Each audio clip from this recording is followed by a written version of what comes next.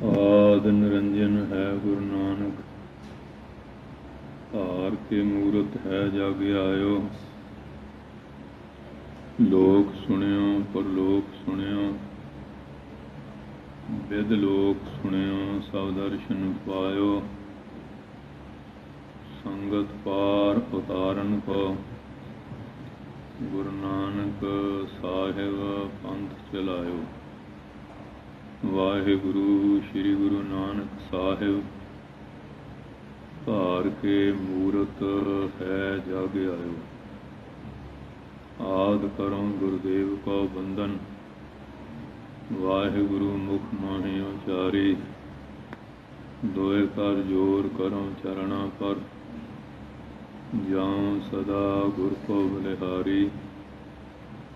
कान सुने उपमा गुर की, गुर मूरत ध्यान हृदय में धारी। वाहिगुरु श्री गुरु नानक साहिब, सेवक सरन गही दरबारी। डंडोत बंधन अनक वार, सर्व कला समरथ। डोलन ते राखो प्रभु, नानक दे कर हथ। ज्ञान अंजन गुर दिया, अज्ञान अंधेर बनास। हर कृपा ते संत भेटिया, नानक मन प्रगास। मुँह उचरै शास्त्र खट, पेंग गिरन चढ़ जाए। अंध लखै बदरो सुनै, जो काल कृपा कराए। गुरु नानक पुरुषोत्तम परम पुरावर नाथ। जुगल चरण मम बंदना, धार पर मात। गुरु नानक सुख सिंधु को, हाथ जोर प्रणाम। जिस करना ते वड़ अगी, पाव है गत विश्राम। सतनाम श्री वाहिगुरु साहिब जी। अणा को मेरा किस गही, अणा को हुआ न होग। आवण जान विगुचिय, दुविधा व्यापै रोग। अणा को मेरा किस गही, अणा को हुआ न होग। आवण जान विगुचिय, दुविधा व्यापै रोग। प्रणाम विहूणे आदमी, कल्लर कंघ गिरंत। विण नावै क्यों छूटिया, जाए रसातल अंत। गणत गणावै अखरी, अगणत साचा सोए। अज्ञानी मतहीन है, गुर बिन ज्ञान ना होए। टूटी तंत रबाब की, वाजै नहीं विजोग। विछुड़िया मिलै प्रभु, नानक कर संजोग। टूटी तंतर बाब की, वाजै नहीं विजोग। विछुड़िया मिलै प्रभु, नानक कर संजोग। वाहिगुरु जी का खालसा, वाहिगुरु जी की फतेह। धन धन साहिब श्री गुरु नानक देव जी महाराज। धन धन साहिब श्री गुरु गोबिंद सिंह साहिब जी महाराज। धन धन साहिब श्री गुरु ग्रंथ साहिब महाराज जी की महान कृपालता बख्शिश का सदका आप सारिया संगतां सतगुरु जी के पावन पवित्र सचखंड दरबार गुरुद्वारा श्री बेर साहिब जी विखे हाजरी भरते हुए बड़े प्यार दे नाल अमृत रूपी सतगुरु जी का जो पवित्र बाणी का प्रकाश और पंज बाणियां का नितनेम श्री आसा जी की वारदात संपूर्ण कीर्तन हरजस और चल रही जो लड़ीवार अमृत रूप पावन गुरबाणी की कथा दखणी ओंकार नाम की बाणी है। 934-35 अंग ते ये बाणी का प्रवाह जारी है। बहुत सारे स्रोते रोजाना गुरु महाराज के पावन चरणों में आके अमृत वेले नितनेम कीर्तन और गुरबाणी की विचार सरवण करके लाहे प्राप्त करते हैं। वो पिछले पैरों के दीवाना जिथे बाणी का कीर्तन हुंदा है उत्थे नाल ही गुर इतिहास की जो विचार जिहदे 10 पातशाह का और पवित्र इतिहास है। गुरसिखा ने किवें काल कर ली सेवा की वो प्रसंग भी विच आ जाते हैं। भागां वालियां संगतां गुर इतिहास की कथा सरवण करके लाहा प्राप्त करदियां हैं। कोई सेवा वालियां संगतां भी हैं, कुछ आके नितनेम वगैरह भी करते हैं। कई प्रेमी अपनी किरत का जो 10वां हिस्सा वो गुरु के लंगरां इमारतों वास्ते भी दान करते सेवा करते हैं। जैसी जैसी भावना है उसी प्रकार संगत गुरु महाराज के चरणों में आउंदी है। बाकी शरधावान किसी ने अखंड पाठ सुखे है जां होर दर्शनी कोई पेटा वगैरह कड़ा प्रसादियां देगां कराउंदे हैं। आपो अपनी शरधा के मुताबिक संगत सेवा करती है। और इसी तरह गुरु के दरबार का जो रोज़ का नितनेम है उहदे विच फेरे कथा प्रसंग भी चलते हैं। बाणी की विचार गुर इतिहास भागां वाले सत्संगी जड़े है वो दोनों वेले आके कथा विचारां सरवण करते हैं। कथा दखणी ओंकार नाम की बाणी विचों चल रही है। और गुरु महाराज नूं बड़े बड़े राजे भी मिले, बड़े जालम सन, उन्होंने जीवन किमें बदले, बड़े बड़े खूनखार मनुष्य और चंगे तो चंगे विद्वान भी मिले, ਆਮ ਜਨਤਾ ਵੀ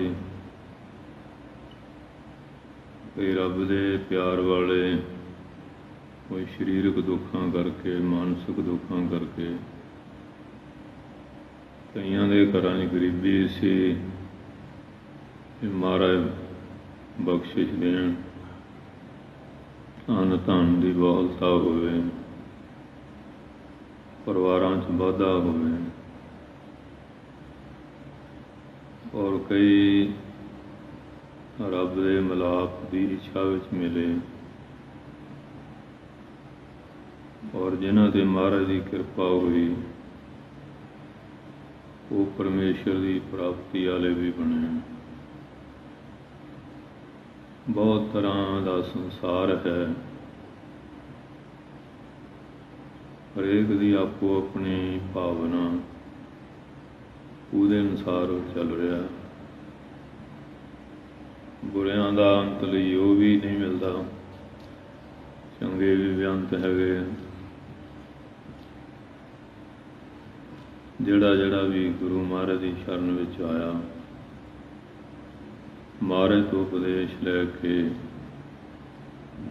ਨਾਮ ਬਾਣੀ ਵੱਲ ਲੱਗਿਆ, ਉਹਨਾਂ ਨੂੰ ਕਲਿਆਣ ਦੀ ਪ੍ਰਾਪਤੀ ਹੋਈ। ਜੋ ਜੋ ਜਪੈ ਤਿਸ ਕੀ ਗਤ ਹੋਵੈ, ਉਹਨਾਂ ਨੂੰ ਗਤ ਮਿਲੀ, ਕਲਿਆਣ ਮਿਲੀ, ਮੁਕਤੀ ਮਿਲੀ। ਇਹ 84 ਲੱਖ ਜੂਨਾਂ, ਇਹ ਆਵਾਗਮਨ ਦਾ ਚੱਕਰ ਹੈ। ਇਸ ਤੋਂ ਉਹਨਾਂ ਨੂੰ ਛੁਟਕਾਰਾ ਮਿਲਿਆ। ਪਰ ਇਹ ਜਿਹੜੀਆਂ ਚੀਜ਼ਾਂ ਸਕੂਲ, ਕਾਲਜ, ਯੂਨੀਵਰਸਿਟੀਆਂ, ਉੱਥੇ ਧਨ ਕਮਾਉਣ ਦੀ ਵਿਦਿਆ, ਦੁਨੀਆ ਦੇ ਮਾਣ ਸਨਮਾਨ, ਇਹ ਦੁਨਿਆਵੀ ਵਿਦਿਆ ਵੀ 64 ਤਰ੍ਹਾਂ ਦੀ ਹੈ। ਇਹ ਸਾਰਾ ਕੁਝ ਮਿਲ ਸਕਦਾ, ਇਹ ਵੀ ਜ਼ਰੂਰੀ ਹੈ। ਸੰਸਾਰ ਵਿੱਚ ਰਹਿੰਦਿਆਂ ਇਸ ਵਿਦਿਆ ਦਾ ਹੋਣਾ ਵੀ ਜ਼ਰੂਰੀ ਹੈ। ਬਾਕੀ ਆਪੋ ਆਪਣੇ ਦਿਮਾਗ ਗੁਰੂ ਦੀ ਕਿਰਪਾ ਨਾਲ ਲਈ ਹੈ ਕਿ ਜੇ ਕਹੀਏ ਸਕੂਲ ਜਾਂ ਕਾਲਜ ਜਾਂ ਯੂਨੀਵਰਸਿਟੀਆਂ, ਇਹਨਾਂ ਨੇ ਸਾਰਿਆਂ ਨੂੰ ਵਿਦਵਾਨ ਬਣਾ ਦਿੱਤਾ ਹੈ, ਐਸਾ ਵੀ ਨਹੀਂ।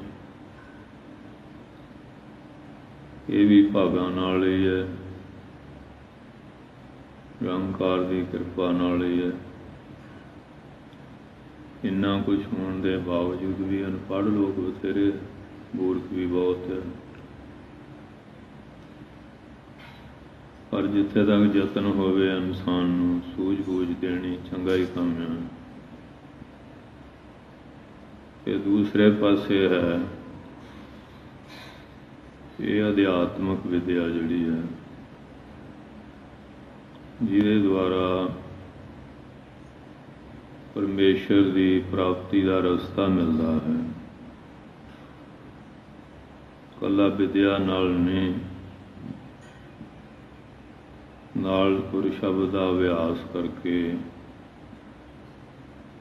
ਗੁਰੂ ਮਹਾਰਾਜ ਦੀ ਕਿਰਪਾ ਦੇ ਪਾਤਰ ਬਣ ਕੇ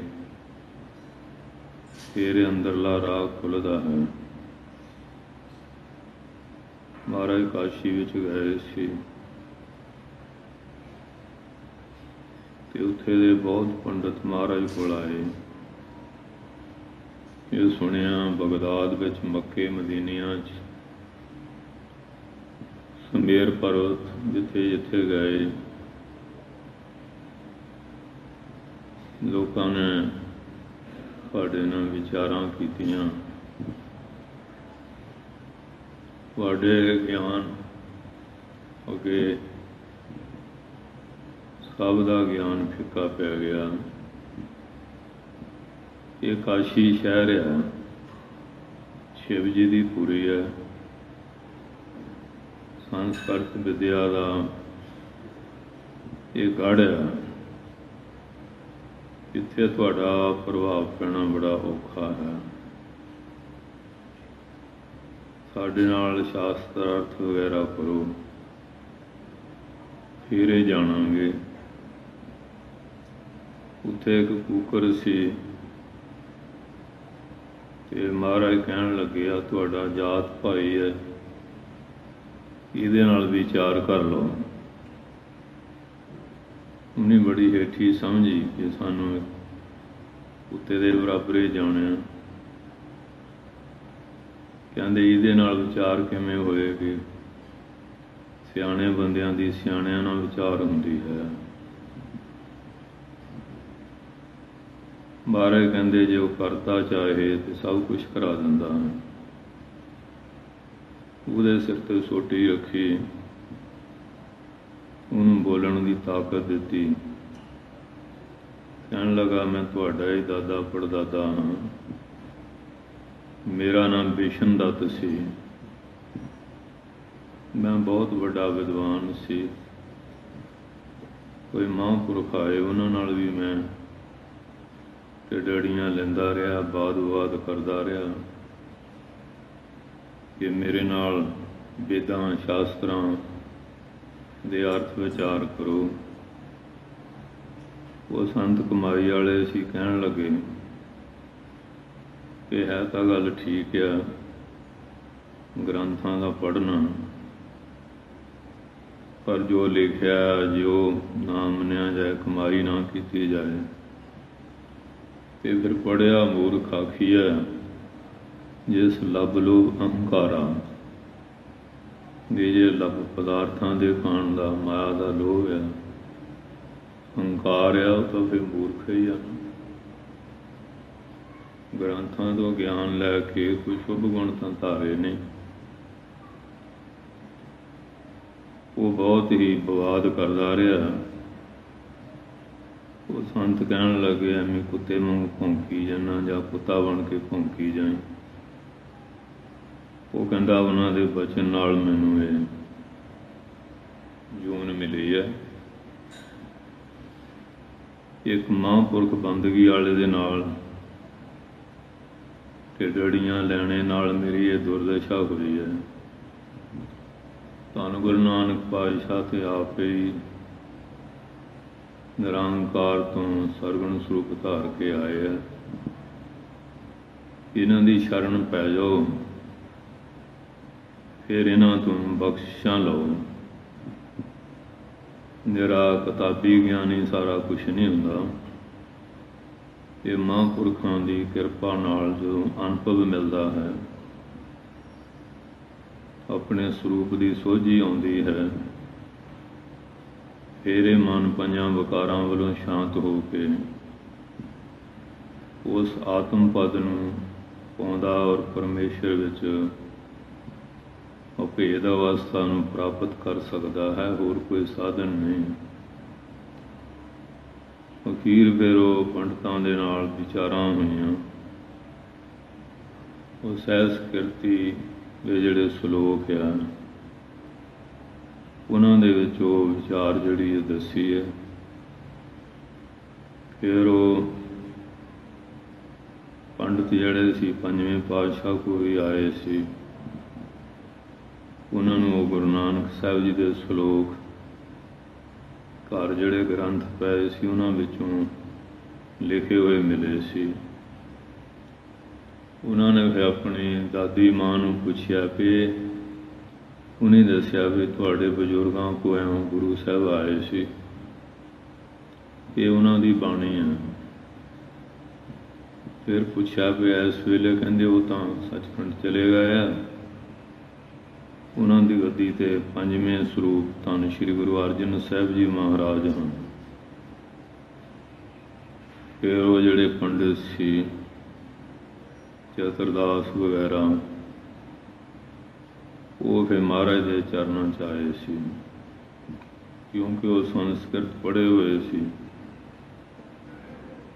ਉਸੇ ਹਿਸਾਬ ਕਿਤਾਬ ਦੇ ਨਾਲ ਫਿਰ ਬਚਨ ਵਿਲਾਸ ਹੋਏ। ਉਹ ਸਹਿਜ ਕਿਰਤੀ ਨਾਮ ਦੀ ਜਿਹੜੀ ਬਾਣੀ ਹੈ,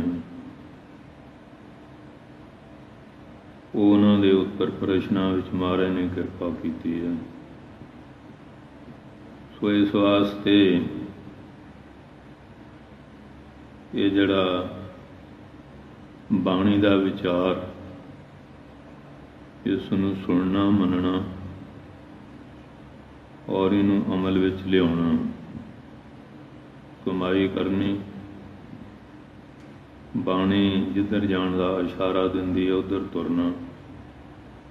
ਦਿੱਲੀ ਜਾਣਾ ਤੇ ਸੜਕ 'ਤੇ ਮੀਲ ਪੱਥਰ ਲੱਗੇ ਹੈ, ਕਿ ਜੇ ਮੀਲ ਪੱਥਰ ਨੂੰ ਜੱਫਾ ਪਾ ਕੇ ਬੈਠੇ ਰਹੀਏ ਫਿਰ ਤਾਂ ਦਿੱਲੀ ਪਹੁੰਚ ਨਹੀਂ ਹੋਣਾ। ਉਹ ਤਾਂ ਇਸ ਗੱਲ ਦਾ ਸੰਕੇਤ ਹੈ ਕਿ ਦਿੱਲੀ ਇੱਥੋਂ ਇੰਨੇ ਮੀਲ ਦੂਰੀ 'ਤੇ ਹੈ। ਜੇ ਚੱਲਦੇ ਜਾਵਾਂਗੇ ਸਫ਼ਰ ਮੁੱਕਦਾ ਜਾਣਾ, ਮੀਲ ਘਟਦੇ ਜਾਣੇ ਆ, ਤੇ ਫਿਰ ਸਮਾਂ ਆਏਗਾ ਉੱਥੇ ਪਹੁੰਚ ਜਾਏਗਾ, ਆਪਣੇ ਘਰ ਚਲੇ ਜਾਏਗਾ। ਇਸੇ ਤਰ੍ਹਾਂ ਗ੍ਰੰਥਾਂ ਦੇ ਵਿੱਚ ਰੱਬ ਨੂੰ ਮਿਲਣ ਦੇ, ਪਹੁੰਚਣ ਦੇ ਇਸ਼ਾਰੇ ਦਿੱਤੇ ਆ,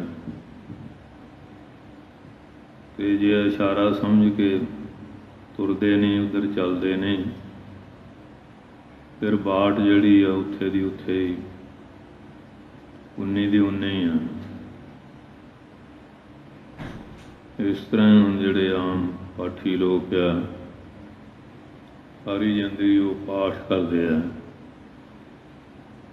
ਸਿਰਫ ਇੰਨੇ ਹੁੰਦਾ 30 ਦਿਨ ਜਾਂ ਸਪਤਾਹ ਪਾਠ ਜਾਂ ਸਹਿਜ ਜ਼ਿਆਦਾ ਦਿਨ ਲਾ ਕੇ ਕਰ ਲੈਂਦੇ ਆ, ਉਹਦੇ ਮੁਤਾਬਕ ਪੂਜਾ ਵਗੈਰਾ ਮਿਲ ਜਾਂਦੀ ਹੈ।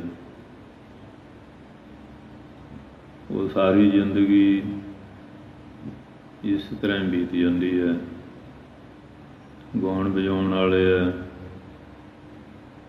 ਜਾਂ ਕੋਈ ਵਿਆਖਿਆਕਾਰ ਹੈਗੇ ਆ, ਮਾਇਆ ਪਦਾਰਥ ਸਤਿਕਾਰ ਪਿਆਰ ਮਿਲ ਜਾਏਗਾ। ਜੇ ਗੁਰ ਸ਼ਬਦ ਦੀ ਕਮਾਈ ਨਹੀਂ ਨਾ ਕਰਾਂਗੇ, ਫਿਰ ਜਿਹੜਾ ਆਤਮਾ ਬੋਧ ਆ, ਆਤਮਾ ਪਰਮਾਤਮਾ ਦਾ ਮਿਲਾਪ, ਇਹ ਨਹੀਂ ਹੋਣਾ। ਇਹਦੇ ਵਾਸਤੇ ਤਾਂ ਫਿਰ ਜੋ ਬਾਣੀ ਕਹਿੰਦੀ ਹੈ, ਹਰ ਕੀਰਤ ਸਾਧ ਸੰਗਤ ਹੈ, ਸਿਰ ਕਰਮਨ ਕੈ ਕਰਮਾ, ਸਾਰਿਆਂ ਨੂੰ ਸ਼੍ਰੋਮਣੀ ਕਰਮ। ਸੰਗਤ ਵਿੱਚ ਆ ਕੇ ਵਿਚਾਰ ਲੈਣੀ, ਉਹਦੇ ਅਨੁਸਾਰ ਚੱਲਣਾ ਔਰ ਸ਼ਬਦ ਦੀ ਕਮਾਈ ਕਰਨੀ। ਕਹੋ ਨਾਨਕ ਤਿਸ ਭਇਓ ਪ੍ਰਾਪਤ, ਜਿਸ ਪੁਰਬ ਲੇਖੇ ਕਾ ਲੈਣ। ਪੂਰਵਲਾ ਕਰਮ ਵੀ, ਇਹ ਕਰਮ ਵੀ ਸਹਾਇਤਾ ਕਰੇ, ਫਿਰ ਉਹ ਪਿਛਲੇ ਕਰਮ ਵੀ ਮਦਦ ਕਰਨ, ਮੌਜੂਦਾ ਵੀ ਨੇਕ ਕਰਮ ਕੀਤੇ ਜਾਣ, ਇਹ ਦੋਨੋਂ ਰਲ ਕੇ ਇਹਦੇ ਸਹਾਇਕ ਬਣ ਜਾਂਦੇ ਆ।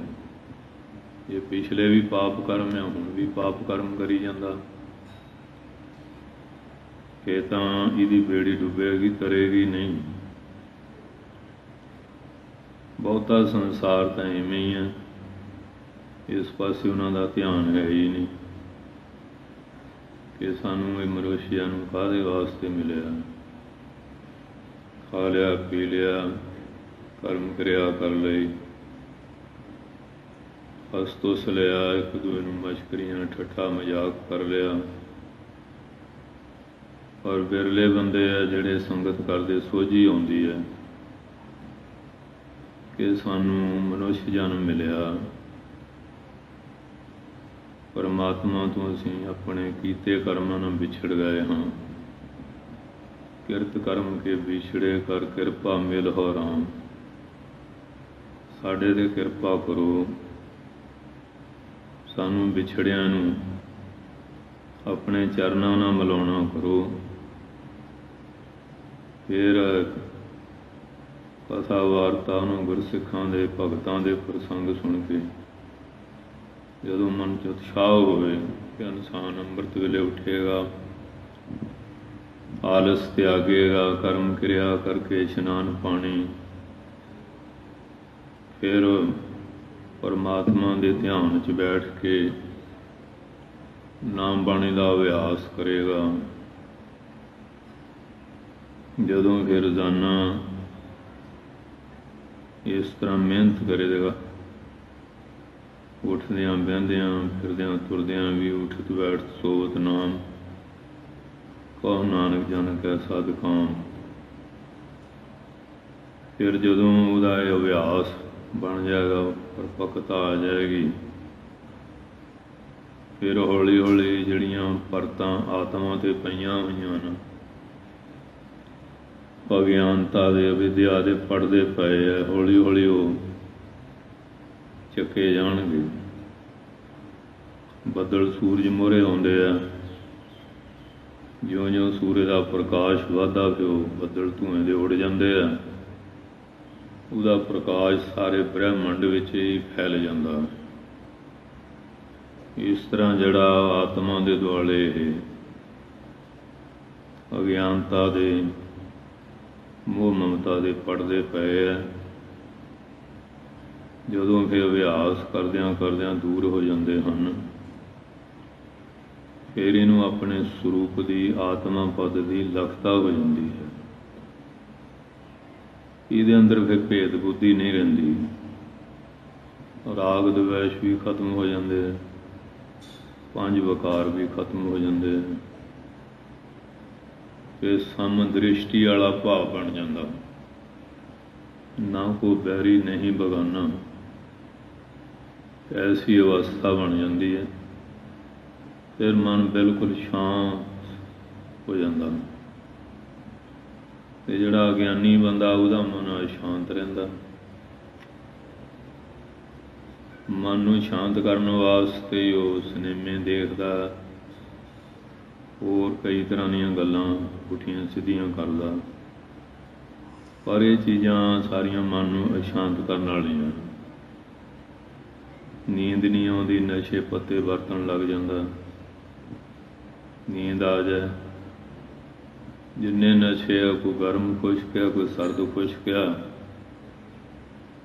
ਉਹ ਫਿਰ ਜਦੋਂ ਜ਼ਿਆਦਾ ਖੁਸ਼ਕੀ ਵੱਧ ਜਾਂਦੀ ਹੈ, ਫਿਰ ਹੋਰ ਵੱਧ ਤੋਂ ਵੱਧ ਨਸ਼ਾ, ਉਹਦੇ ਨਾਲ ਫਿਰ ਉਹ ਬਿਲਕੁਲ ਹੀ ਹੋਰ ਪਰੇਸ਼ਾਨੀ ਵੱਲ ਚਲੇ ਜਾਂਦਾ। ਮਾਇਆ ਵੀ ਬਰਬਾਦ ਕਰ ਲਈ, ਸਿਹਤ ਵੀ, ਦਿਮਾਗ ਵਿੱਚ ਖੁਸ਼ਕੀ ਪੈ ਗਈ, ਫਿਰ ਅੰਡ ਵੰਡ ਵੀ ਬੋਲਣ ਲੱਗ ਜਾਂਦੇ ਆ, ਪਾਗਲਾਂ ਵਾਲੀ ਕਿਰਿਆ ਬਣ ਜਾਂਦੀ ਹੈ। ਜਿਹੜੇ ਸਿਆਣੇ ਬੰਦੇ ਆ ਉਹ ਖੁਰਾਕ ਵੀ ਪੁਸ਼ਾਕ ਵੀ ਜਿਵੇਂ ਗੁਰੂ ਮਹਾਰਾਜ ਦਾ ਹੁਕਮ ਆ ਉਹਦੇ ਮੁਤਾਬਕ ਉਹ ਚੱਲਦੇ ਆ। ਬਾਕੀ ਜਿੰਨਾ ਸੰਸਾਰ ਆ, ਮਨ ਕਾ ਕਹਿਆ ਮਨਸਾ ਕਰੈ, ਇਹ ਮਨ ਪਾਪ ਪੁੰਨ ਉਚਰੈ। ਜਿਵੇਂ ਮਨ ਕਹਿੰਦਾ, ਸਾਡਾ ਜੀ ਮਨ ਕਹਿੰਦਾ, ਸਾਡਾ ਮਨ ਨਹੀਂ ਮੰਨਦਾ। ਜਿਹੜੇ ਮਨਮਤੀ ਉਹਨਾਂ ਦੀਆਂ ਗੱਲਾਂ, ਜਿਹੜਾ ਗੁਰਮਤੀ ਆ ਉਹ ਫਿਰ ਗੁਰੂ ਦੀ ਮੱਤ ਲੈ ਕੇ ਤੁਰਦਾ। ਹੁਕਮ ਵੀ ਇਹ ਹੀ ਹੈ, ਗੁਰ ਕੀ ਮੱਤ ਤੂੰ ਲੇਹ ਇਆਨੇ, ਭਗਤ ਬਿਨਾ ਬਹੁਤ ਡੂਬੇ ਸਿਆਣੇ। ਗੁਰੂ ਦੀ ਮੱਤ ਲੈ ਕੇ ਤੁਰਨ ਵਾਲਾ ਬੰਦਾ ਧੋਖਾ ਨਹੀਂ ਖਾਂਦਾ। ਜਿਹੜਾ ਆਪਣੀ ਮੱਤ ਵਰਤਦਾ ਉਹ ਧੋਖਾ ਖਾਂਦਾ। ਫਿਰ ਜਿਵੇਂ ਮੱਛੀ ਜਿਹੜੀ ਉਹ ਪੱਥਰ ਚੱਟ ਕੇ ਹੀ ਮੁੜਦੀ ਨਾ, ਇਹ ਮੁੜੂਗਾ, ਪਹਿਲਾਂ ਨਹੀਂ ਸਮਝਦਾ। ਕਿ ਬਾਣੀ ਸਾਨੂੰ ਪਹਿਲਾਂ ਸੁਚੇਤ ਕਰਦੀ ਹੈ, ਫਿਰ ਧੱਕੇ ਧੋੜੇ ਖਾ ਕੇ ਫਿਰ ਉੱਥੇ ਹੀ ਆਉਣਾ ਮੁੜ ਕੇ ਜਿੱਥੋਂ ਗਿਆ ਸੀ। ਪਹਿਲਾਂ ਹੀ ਤੂੰ ਸੋਚ ਵਿਚਾਰ ਕੇ ਚੱਲਣਾ ਕਰ, ਇਹਦੇ ਨਾਲ ਤੇਰਾ ਸਫ਼ਰ ਲੰਮਾ ਹੋ ਜਾਏਗਾ। ਤੇ ਜੇ ਮਹਾਰਾਜ ਦਾ ਬਚਨ ਮੰਨ ਕੇ ਤੁਰੇਗਾ, ਸਫ਼ਰ ਜਿਹੜਾ ਘਟਦਾ ਜਾਏਗਾ। ਉਹ ਜਿਹੜੀ ਬਿੱਥ ਪੈ ਗਈ ਨਾ ਪਰਮਾਤਮਾ ਦੀ, ਤਾਂ ਤੇਰੀ ਦੂਰੀ ਪੈ ਗਈ ਹੈ। ਉਹ ਫਿਰ ਸਿਮਰਨ ਕਰਨੇ ਨਾਲ ਦੂਰੀ ਘਟਦੀ ਜਾਏਗੀ। ਇੱਕ ਦਿਨ ਤੂੰ ਫਿਰ ਪਰਮਾਤਮਾ ਦੇ ਨੇੜੇ ਹੋ ਜਾਏਗਾ। ਜਿਵੇਂ ਬਚਨ ਦਾ ਜਿਹੜਾ ਅਧਿਕਾਰੀ ਬੰਦਾ, ਉਹ ਮਨ ਜਿੱਤ ਲੈਂਦਾ ਸੰਗਤ ਦਾ। ਤੇ ਜਿਹੜਾ ਵੀ ਗੁਰੂ ਸ਼ਬਦ, ਗੁਰੂ ਕੇ ਬਚਨ ਨੂੰ ਅਨੁਕੂਲ ਬਣ ਜਾਂਦਾ, ਉਹ ਮਹਾਰਾਜ ਦਾ ਪਿਆਰਾ ਬਣ ਜਾਂਦਾ। ਪਹਿਲਾਂ ਤਾਂ ਲਹਿਣੇ ਦੇ ਰੂਪ ਵਿੱਚ ਆਏ ਸੀ ਨਾ, ਤੇ ਜਦੋਂ ਇਹ ਬਚਨ ਦੇ ਅਧਿਕਾਰੀ ਬਣ ਗਏ, ਮਹਾਰਾਜ ਨੇ ਗੱਲ ਮਿਲਦੇ ਇਹ ਅਸੀਸਾਂ ਇਹ ਆਪਣੇ ਨਾਲ ਲਾ ਲਿਆ ਅੰਗ ਦੇ, ਕਹਿੰਦੇ ਹੁਣ ਇਹ ਅੰਗਦ ਬਣਦਾ, ਮੇਰਾ ਅੰਗਦ ਹੋ ਗਿਆ। ਧੰਨ ਸ਼੍ਰੀ ਗੁਰੂ ਅੰਗਦ ਸਾਹਿਬ ਜੀ ਮਹਾਰਾਜ ਆਪਣੀ ਜੋਤ ਕਲਾ ਉਹਨਾਂ ਵਿੱਚ ਰੱਖ ਦਿੱਤੀ। ਜੋਤ ਆ ਜੋਤ ਸਾਏ ਸਹਿਕਾਇਆ ਫਿਰ ਪਲਟੀ ਹੈ। ਇਸ ਤਰ੍ਹਾਂ ਦਸਾਂ ਜਾਮਿਆਂ ਦੇ ਵਿੱਚ ਜਦੋਂ ਬਚਨ ਦੇ ਅਧਿਕਾਰੀ ਹੋ ਗਏ, ਇਸ ਤਰ੍ਹਾਂ ਗੁਰਸਿੱਖਾਂ ਵਿੱਚ ਵੀ ਜਿਹੜੇ ਬਚਨ ਦੇ ਅਧਿਕਾਰੀ ਬਣੇ, ਸਤ ਵਚਨ ਵਾਲੀ ਪੜ੍ਹਾਈ ਜਿਹਨੇ ਸਿੱਖ ਲਈ, ਉਹ ਗੁਰਸਿੱਖਾਂ ਨੂੰ ਵੀ ਮਹਾਰਾਜ ਨੇ ਬੜੀਆਂ ਬੜੀਆਂ ਉੱਚੀਆਂ ਪਦਵੀਆਂ, ਬੜੀਆਂ ਬੜੀਆਂ ਬਖਸ਼ਿਸ਼ਾਂ ਕੀਤੀਆਂ। ਇਤਿਹਾਸ ਵਿੱਚ ਉਹਨਾਂ ਗੁਰਸਿੱਖਾਂ ਦੇ ਬੇਅੰਤ ਨਾਮ ਆਉਂਦੇ ਹਨ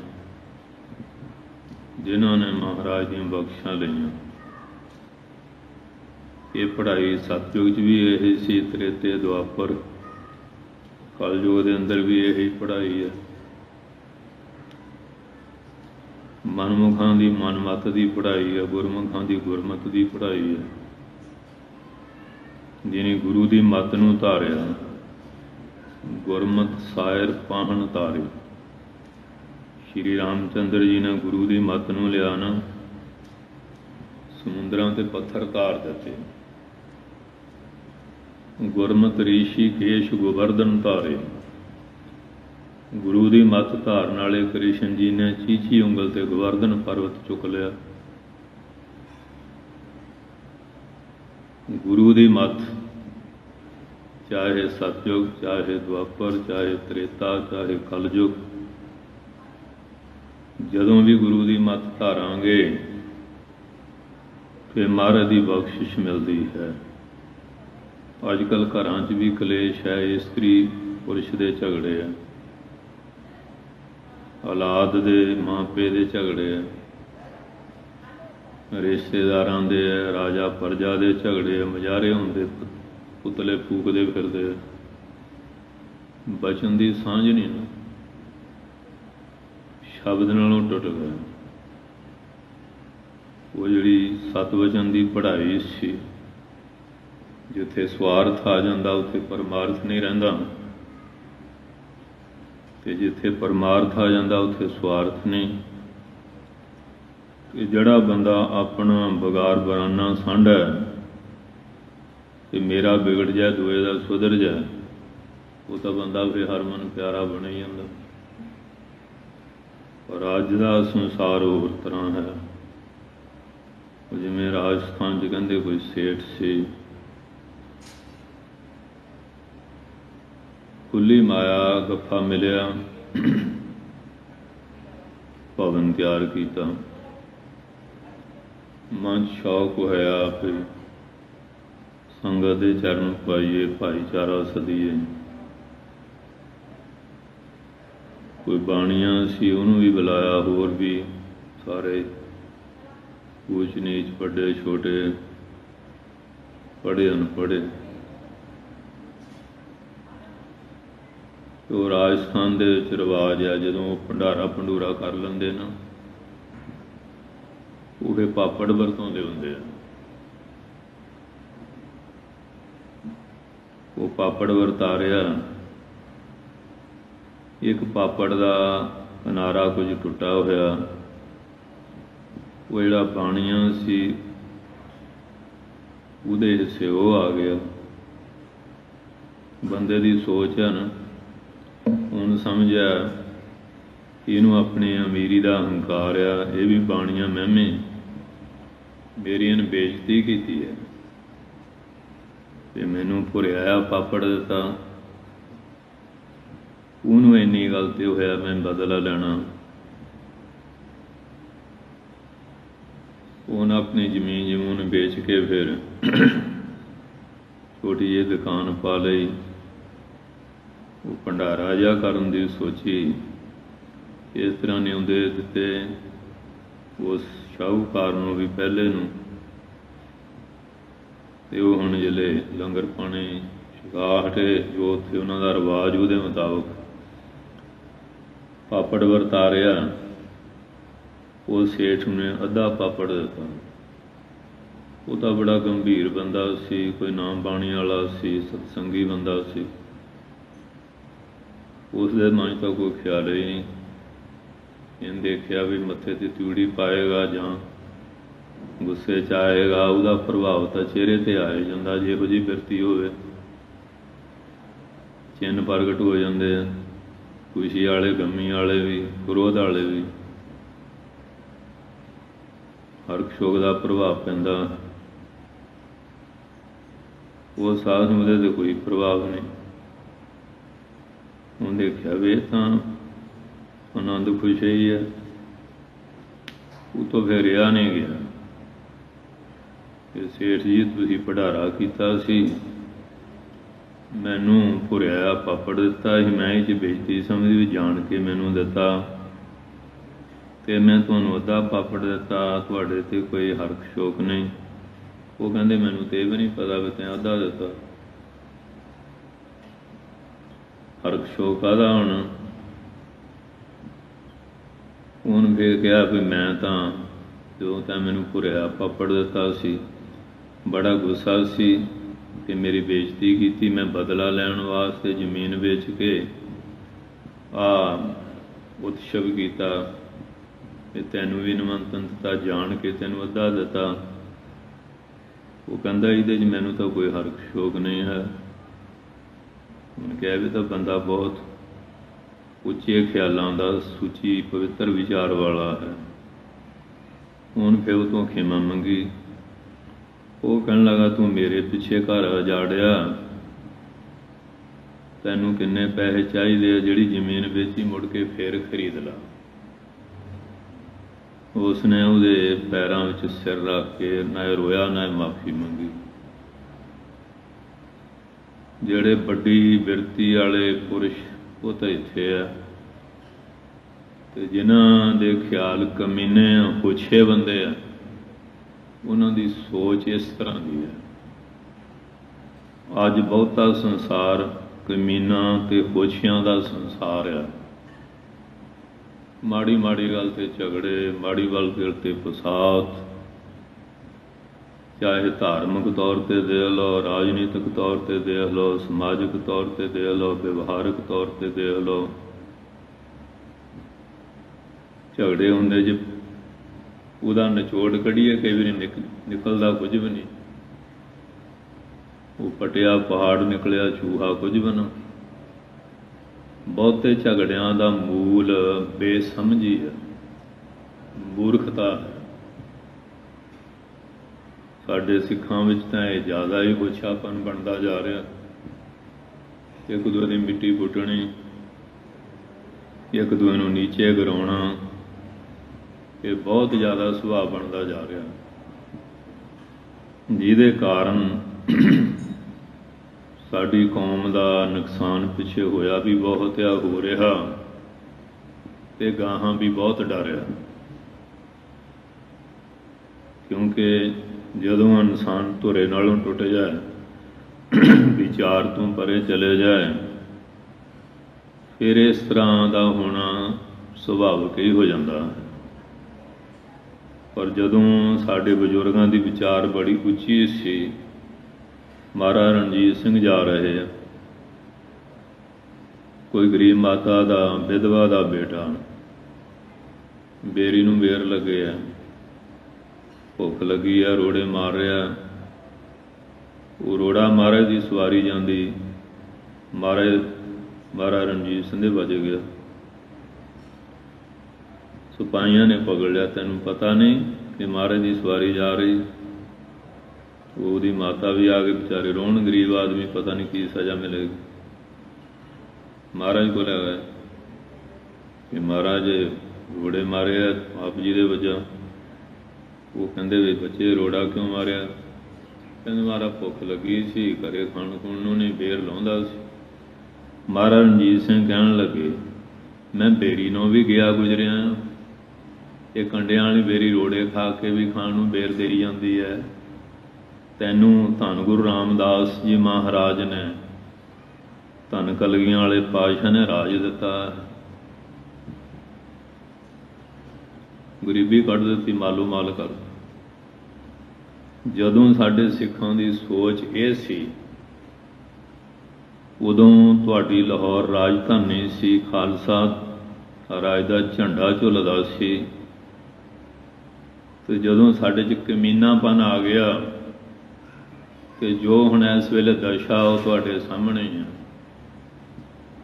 ਤੁਸੀਂ ਮੇਰੇ ਨਾਲੋਂ ਜ਼ਿਆਦਾ ਸਿਆਣੇ ਪੜ੍ਹੇ ਲਿਖੇ ਆ, ਆਪ ਵਿਚਾਰ ਲਿਓ। ਸੋ ਆਓ ਬਾਣੀ ਸਾਨੂੰ ਜਿਹੜੇ ਧੁਰੇ ਨਾਲ ਟੁੱਟੇ ਆ ਉਹਦੇ ਨਾਲ ਜੁੜਨ ਦਾ ਉਪਦੇਸ਼ ਦਿੰਦੀ ਹੈ। ਕਰੋ ਰਸਨਾ ਪਵਿੱਤਰ ਗਜ ਕੇ ਬੋਲੋ ਸਤਨਾਮ। ਸਤਨਾਮ ਸ੍ਰੀ ਵਾਹਿਗੁਰੂ ਸਾਹਿਬ ਜੀ। ਅਣਾ ਕੋ ਮੇਰਾ ਕਿਸ ਗਹੀ। ਇਹ ਸੰਸਾਰ ਦੇ ਉੱਤੇ ਮੇਰਾ ਕੌਣ ਹੈ? ਕਿਹਦੀ ਸ਼ਰਨ ਗ੍ਰਹਿਣ ਕਰੀਏ? ਕੋਈ ਸ਼ਰਨ ਦੇਣ ਜੋਗਾ ਹੈ? ਬਾਬਾ ਵੀਰ ਸਿੰਘ ਨਰੰਗਾਵਾਦ ਵਾਲਿਆਂ ਨੂੰ ਕਹਿੰਦੇ, ਆਹ ਬੰਦੇ ਸਾਨੂੰ ਪਕੜਾ ਦਿਓ, ਸਾਡਾ ਤੁਹਾਡੇ ਨਾਲ ਕੋਈ ਵੈਰ ਨਹੀਂ। ਬਾਬਾ ਜੀ ਕਹਿੰਦੇ, ਬੁੱਚੜਾਂ ਨੂੰ ਤਾਂ ਗਾਂ ਪਕੜਾਈ ਨਹੀਂ ਜਾਂਦੀ। ਕੋਈ ਗੁਰੂ ਮਾਰਿਆ ਹੈ ਜਿਹੜਾ ਬਾਂਹ ਫੜਨ ਜੋਗਾ ਹੈ? ਕੋਈ ਬਾਂਹ ਫੜਨ ਜੋਗਾ ਹੋਵੇ ਤਾਂ ਬਾਂਹ ਫੜਾਈਏ ਨਾ। ਤੁਸੀਂ ਤਾਂ ਇਹਨਾਂ ਦੇ ਖੂਨ ਦੇ ਪਿਆਸੇ ਬਣੇ ਹੋਏ ਆ। ਇਸ ਵਾਸਤੇ ਮਹਾਰਾਜ ਕਹਿੰਦੇ, ਜਾਂ ਤਾਂ ਉਹ ਅਕਾਲ ਪੁਰਖ ਜਾਂ ਕੋਈ ਪੂਰਨ ਮਹਾਂਪੁਰਖ ਕਿਸੇ ਦੀ ਬਾਂਹ ਪਕੜ ਸਕਦਾ, ਨਾ ਓੜ ਨਿਭਾ ਸਕਦਾ। ਬਾਕੀ ਸੰਸਾਰ ਤਾਂ ਪਤਾ ਨਹੀਂ ਕਿਹੜੇ ਵੇਲੇ ਕਿੱਥੇ ਧੋਖਾ ਦੇ ਜਾਣਾ ਹੈ, ਜਿਨ੍ਹਾਂ ਦੀਆਂ ਆਸਾਂ ਕਰਦੇ ਆ। ਇਸ ਵਾਸਤੇ ਨਾ ਕੋ ਮੇਰਾ, ਇਹਨਾਂ 'ਚ ਤਾਂ ਸਾਡਾ ਕੋਈ ਹੈ ਨਹੀਂ। ਕਿਹਦੀ ਓਟ ਗ੍ਰਹਿਣ ਕੀਤੀ ਜਾਏ, ਕਿਹਦੀ ਬਾਂਹ, ਕਿਹਦੀ ਉਂਗਲ ਫੜੀ ਜਾਏ, ਕੋਈ ਸਹਾਰਾ ਦੇਣ ਜੋਗਾ ਨਹੀਂ ਹੈ। ਅਣਾ ਕੋ ਹੋਆ ਨਾ ਹੋਗ। ਆ ਜਿਨ੍ਹਾਂ ਉੱਤੇ ਲੋਕ ਆਸਾਂ ਕਰਦੇ, ਨਾ ਪਿੱਛੇ ਸੀ ਨਾ ਹੁਣ, ਨਾ ਅੱਗੇ ਕੋਈ ਸਹਾਰਾ ਦੇਣ ਜੋਗਾ ਨਹੀਂ। ਬਹੁਤ ਦੇਵੀ ਦੇਵਤੇ ਵੀ ਸੀ। ਹਿੰਦੁਸਤਾਨ 'ਚ 365 ਰਿਆਸਤਾਂ ਵੀ ਸੀਆਂ, ਔਰ ਜਿਨ੍ਹਾਂ ਨੇ ਮੰਦਰ ਬਣਾਏ, ਭਗਵਾਨ ਕਹਿ ਕੇ ਉਹਨਾਂ ਦੇ ਬੁੱਤ ਮੂਰਤੀਆਂ ਸਥਾਪਿਤ ਕੀਤੀਆਂ। ਹੀਰੇ ਜਵਾਹਰਾਤ, ਸੋਨੇ ਚਾਂਦੀ ਸਾਰਾ ਕੁਝ ਕੀਤਾ ਕਰਾਇਆ। ਜੈਪੁਰ ਔਰੰਗਜ਼ੇਬ ਨੇ ਆਪ ਬਹਿ ਕੇ 1400 ਮੰਦਰ ਤਬਾਹ ਕੀਤਾ ਸੀ। ਨਾ ਤਾਂ ਟੱਲੀਆਂ ਖੜਕਾਉਣ ਵਾਲੇ ਜਿਹੜੇ ਪੂਜਾ ਖਾਂਦੇ ਸੀ ਉਹਨਾਂ ਦਾ ਹੌਸਲਾ ਪਿਆ, ਤੇ ਨਾ ਜਿਨ੍ਹਾਂ ਰਾਜਿਆਂ ਨੇ ਉਹ ਸੇਵਾ ਕਰਾਈ ਸੀ ਉਹਨਾਂ 'ਚ ਹਿੰਮਤ ਪਈ ਕਿ ਔਰੰਗਜ਼ੇਬ ਦਾ ਮੁਕਾਬਲਾ ਆਪਣੀਆਂ ਫੌਜਾਂ ਨਾਲ ਕਰਿਓ। ਫੌਜਾਂ ਦੇ ਬਲ ਨਹੀਂ ਇਹ ਕੁਝ ਕਰਦਾ ਸੀ ਨਾ। ਸਾਹਮਣੇ ਜਿਨ੍ਹਾਂ ਨੂੰ ਭਗਵਾਨ ਕਹਿੰਦੇ ਸੀ, ਬੁੱਤ ਤੋੜ ਤੋੜ ਮਿੱਟੀ 'ਚ ਮਿਲਾ ਦਿੱਤੇ, ਨਾ ਤਾਂ ਪੂਜਾ ਖਾਣ ਵਾਲੇ ਬੋਲੇ, ਤੇ ਨਾ ਜਿਨ੍ਹਾਂ ਨੇ ਉਹ ਮੰਦਰ ਬਣਾ ਬਣਾ ਕੇ ਅਸੀਂ ਬੜਾ ਜੀ ਪੁੰਨ ਕੀਤਾ, ਭਗਵਾਨ ਦੇ ਮੰਦਰ ਬਣਾਏ ਹੈ, ਤੇ ਜਾਂ ਜਿਹੜੇ ਬੁੱਤਾਂ ਰੂਪੀ ਭਗਵਾਨ ਸੀ ਉਹ ਵੀ ਆਪਣੇ ਆਪ ਨੂੰ ਬਚਾਉਣ ਲਈ ਬੋਲੇ ਨਹੀਂ। ਕੋਈ ਮੁਗਲ ਨਾ ਅੰਧਾ ਹੋਆ, ਕਿਨੇ ਨਾ ਪਰਚਾ ਲਾਇਆ। ਫਿਰ ਇਸੇ ਤਰ੍ਹਾਂ ਸਵਾ ਮਣ ਜੰਜੂ ਲਾ ਲਾ ਕੇ ਧੰਨ ਸ਼੍ਰੀ ਗੁਰੂ ਤੇਗ ਬਹਾਦਰ ਸਾਹਿਬ ਜੀ ਮਹਾਰਾਜ ਦਾ 400 ਸਾਲਾ ਜਾਂ 1-2 ਸਾਲ ਉੱਤੇ ਹੋਏ ਮਨਾਇਆ, ਤੇ ਮਹਾਰਾਜ ਨੇ ਉਸ ਵੇਲੇ ਬਾਂਹ ਫੜੀ। ਹੁਣ ਤਾਂ ਅਸੀਂ ਵੀ ਬਾਂਹ ਛਡਾਈ ਫਿਰਦੇ ਹਾਂ। ਸਾਡੇ ਸਿੱਖ ਵੀ ਪਰੇ ਪਰੇ ਜਾ ਰਹੇ ਨਾ, ਸਿੱਖੀ ਧਾਰਨ ਵਾਸਤੇ ਤਿਆਰ ਨਹੀਂ। ਸਿੱਖਾਂ ਦੇ ਘਰ ਜੰਮ ਕੇ ਸਿੱਖ ਬਣਨ ਲਈ ਤਿਆਰ ਨਹੀਂ। ਐਸੀ ਹਵਾ ਕੋਈ ਪੁੱਠੀ ਵਗ ਰਹੀ ਹੈ, ਕਹਿ ਕੇ ਦੇਖ ਲਓ, ਕੋਈ ਮੰਨਣ ਨੂੰ ਤਿਆਰ ਨਹੀਂ। ਕਹਿੰਦੇ ਜਦੋਂ ਸਮਾਂ ਆ ਗਿਆ, ਇਹਨਾਂ 'ਚੋਂ ਕੌਣ ਸਹਾਈ ਹੋਏਗਾ, ਕੌਣ ਬਾਂਹ ਫੜੇਗਾ, ਪਿੱਛੇ ਕੋਈ ਨਹੀਂ, ਹੁਣ ਕੋਈ ਨਹੀਂ, ਗਾਹਾਂ ਕੋਈ ਨਜ਼ਰ ਨਹੀਂ ਆਉਂਦਾ ਹੈ। ਆਵਣ ਜਾਣ ਵਿਗੁਜੀਐ। ਫਿਰ 84 ਲੱਖ ਜੂਨਾਂ ਵਿੱਚ ਆਉਣਾ ਜਾਣਾ ਬਣ ਜਾਏਗਾ। ਕਦੀ ਜੰਮ ਗਏ, ਕਦੀ ਮਰ ਗਏ।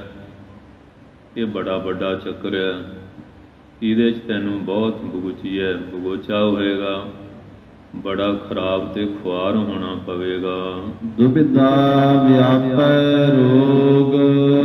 ਇਹ ਸੰਸਾਰ ਦੇ ਜੀਵਾਂ ਨੂੰ ਦੁਬਿਧਾ ਦਾ ਰੋਗ ਵਿਆਪ ਰਿਹਾ। ਜਿੱਥੇ ਦਾ ਮੋਹ ਮਮਤਾ, ਉੱਥੇ ਲੁੱਟ ਘਸੁੱਟ ਕਰਕੇ ਵੀ ਕਹਿੰਦੇ ਮੁੰਡੇ ਕੁੜੀਆਂ ਨੂੰ ਖਿਲਾਈਏ, ਆਪ ਖਾਈਏ। ਜਿੱਥੇ ਦਵੈਸ਼ ਆ, ਉੱਥੇ ਕਤਲੋ ਗਾਰਤ ਤੋਂ ਵੀ ਢਿੱਲ ਨਹੀਂ ਕਰਦੇ। ਦੂਏ ਦਾ ਘਾਤ ਕਰਨ ਤੋਂ। ਆ ਵਿਆਹ ਸ਼ਾਦੀਆਂ ਵਿੱਚ ਹੁੰਦਾ ਤਾਂ ਖੁਸ਼ੀ ਦਾ ਸਮਾਗਮ ਆ, ਕਿੰਨੇ ਜਾਨਵਰਾਂ ਦੀਆਂ ਬਲੀਆਂ ਦਿੱਤੀਆਂ ਜਾਂਦੀਆਂ।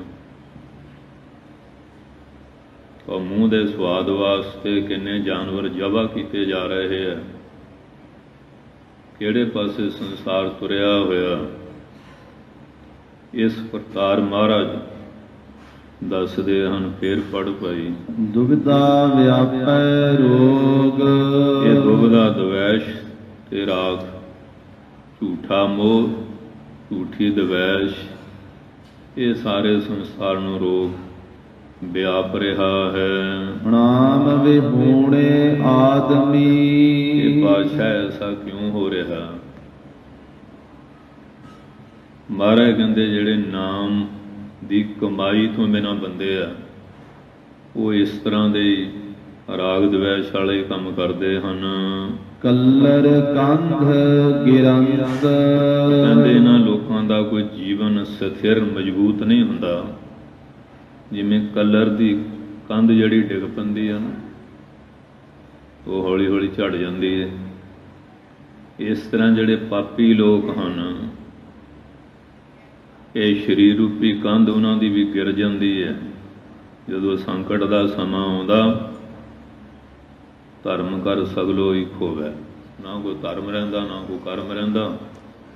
ਉਹ ਤਾਂ ਭਾਈ ਮਨੀ ਸਿੰਘ ਹੋਣੀ ਸੀਗੇ ਨਾ, ਜਾਂ ਗੁਲਜ਼ਾਰ ਸਿੰਘ ਉਹਨਾਂ ਦੇ ਪਰਿਵਾਰ ਦੇ, ਜਿੰਨੀਆਂ ਖੱਲਾਂ ਲਾ ਦਿੱਤੀਆਂ, ਬੰਦ ਕੱਟ ਦਿੱਤੇ, ਧਰਮ ਔਰ ਅਸੂਲ ਵਿੱਚ ਕਾਇਮ ਰਹੇ।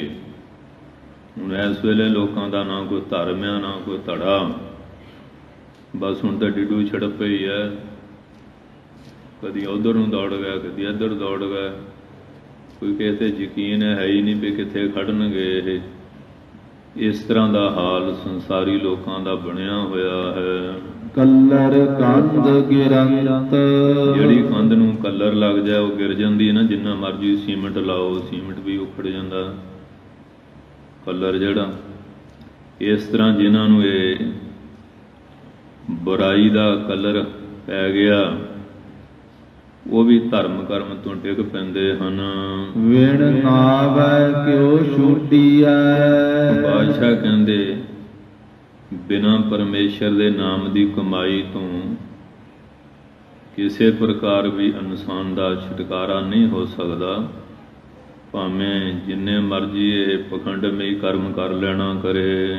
ਜਾਇਰ ਸਤਲ ਅੰਤ।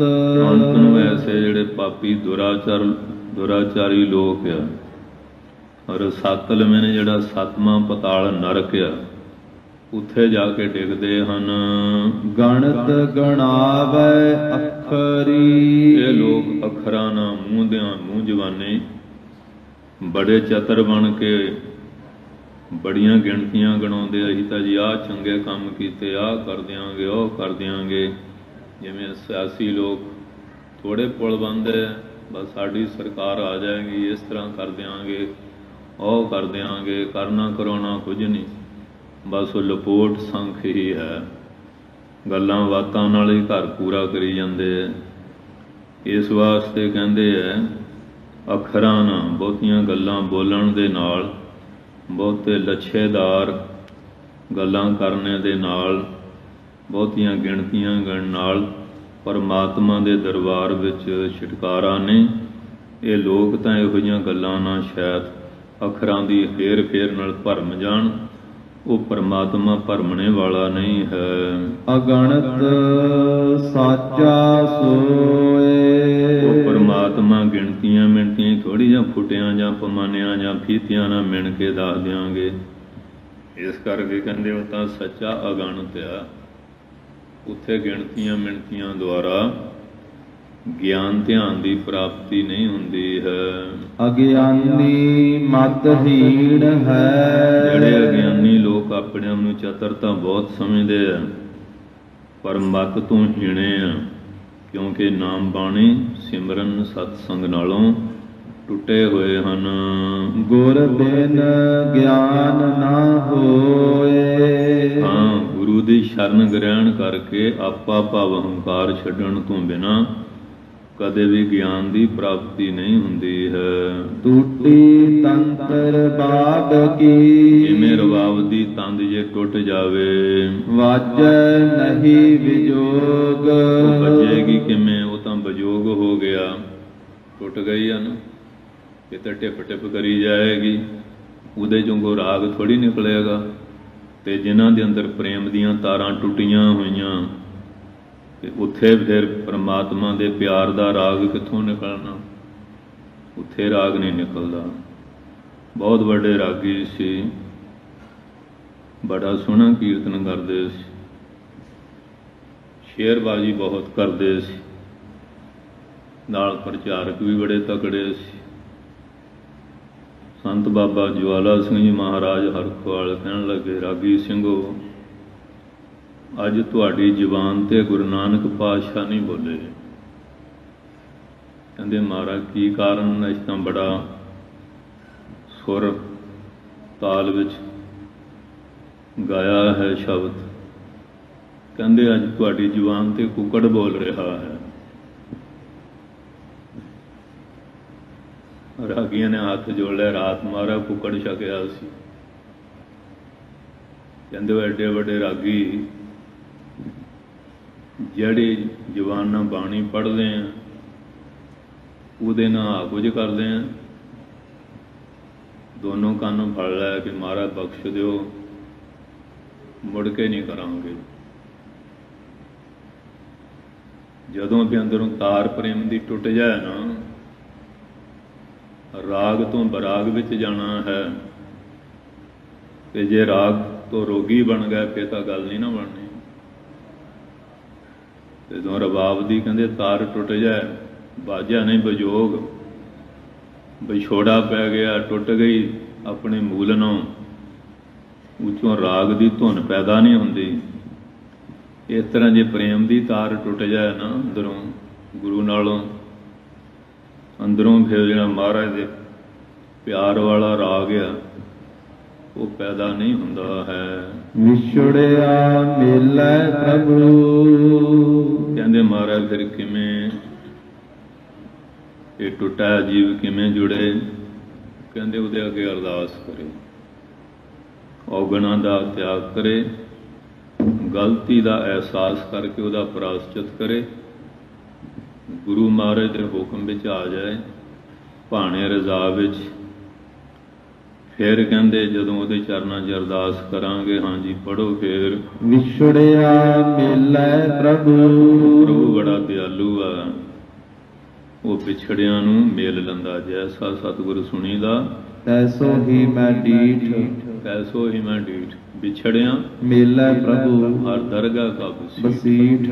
ਉਹ ਤਾਂ ਐਸਾ, ਪਰ ਜੇ ਉਹਦੇ ਚਰਨਾਂ 'ਚ ਆ ਕੇ ਭੁੱਲ ਮੰਨ ਲੈ, ਗਲਤੀ, ਇਹਦਾ ਕੋਡਾਰਾ ਸੱਜਣ ਠੱਗ ਵੀ ਬਖਸ਼ੇ ਜਾਂਦੇ। ਤੇ ਜੇ ਉੱਥੇ ਆ ਕੇ ਚਤਰਾਈ ਕਰੇ ਤੇ ਮਹਾਰਾਜ ਮੈਂ ਕੀ ਗਲਤੀ ਕੀਤੀ ਸੀ? ਸੰਤ ਮਹਿੰਦਰ ਸਿੰਘ ਸੀ ਜਥੇਦਾਰ ਜੀ, ਮਹਾਰਾਜ ਰਾੜੇ ਵਾਲਿਆਂ ਨਾਲ 40 ਸਾਲ ਉਹਨੇ ਢੋਲਕੀ ਵਜਾਉਣ ਦੀ ਸੇਵਾ ਕੀਤੀ। 40 ਸਾਲ।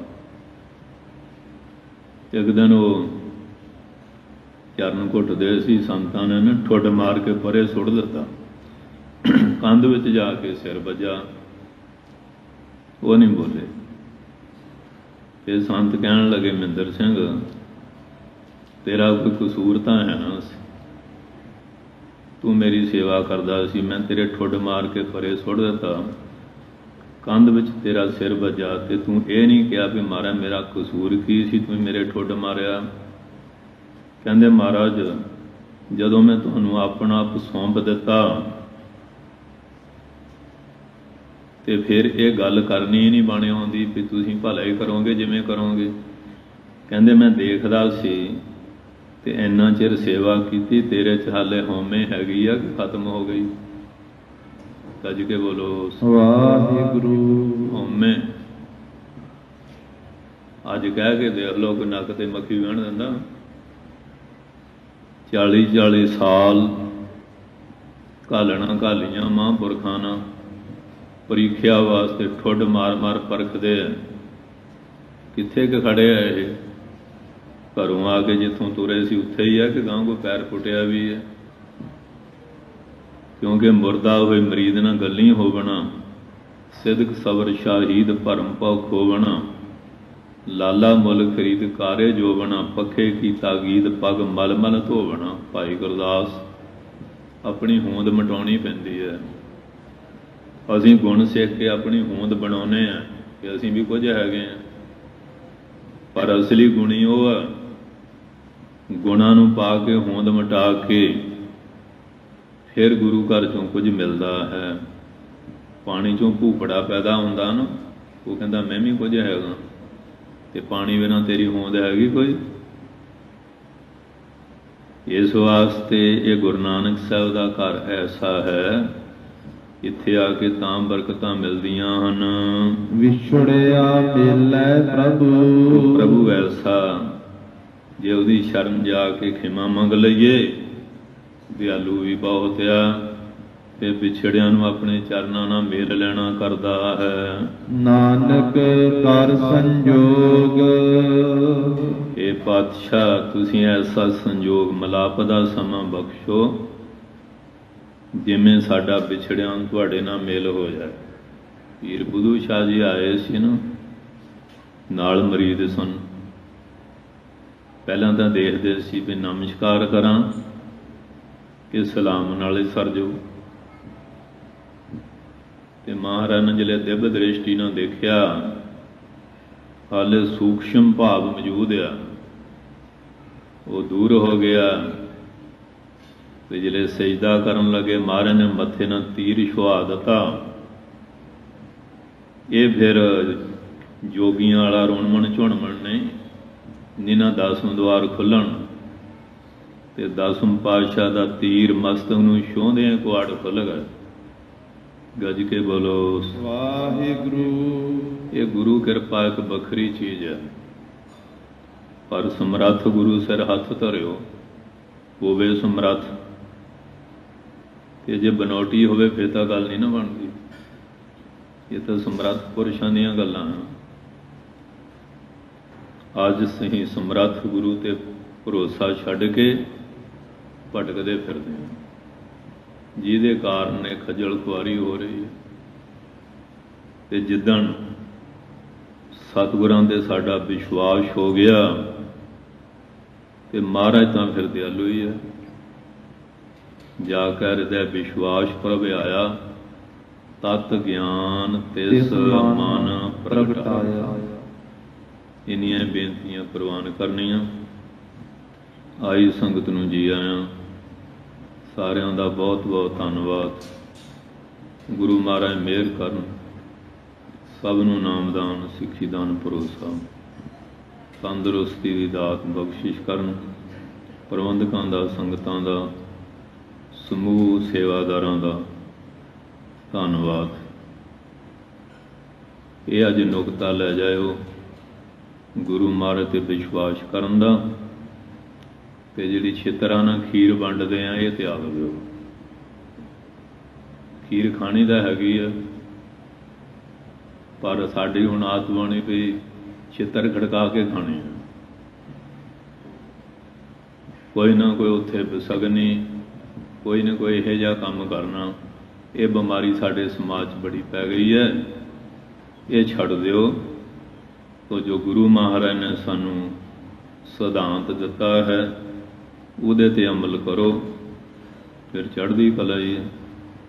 ਤੋ ਮਹਾਰਾਜ ਮਿਹਰ ਕਰਨ, ਖਾਲਸਾ ਪੰਥ ਵਿੱਚ ਏਕਤਾ, ਇਤਫਾਕ, ਪਿਆਰ, ਚੜ੍ਹਦੀ ਕਲਾ ਬਖਸ਼ਿਸ਼ ਕਰਨ। ਵਾਹਿਗੁਰੂ ਜੀ ਕਾ ਖਾਲਸਾ, ਵਾਹਿਗੁਰੂ ਜੀ ਕੀ ਫਤਿਹ।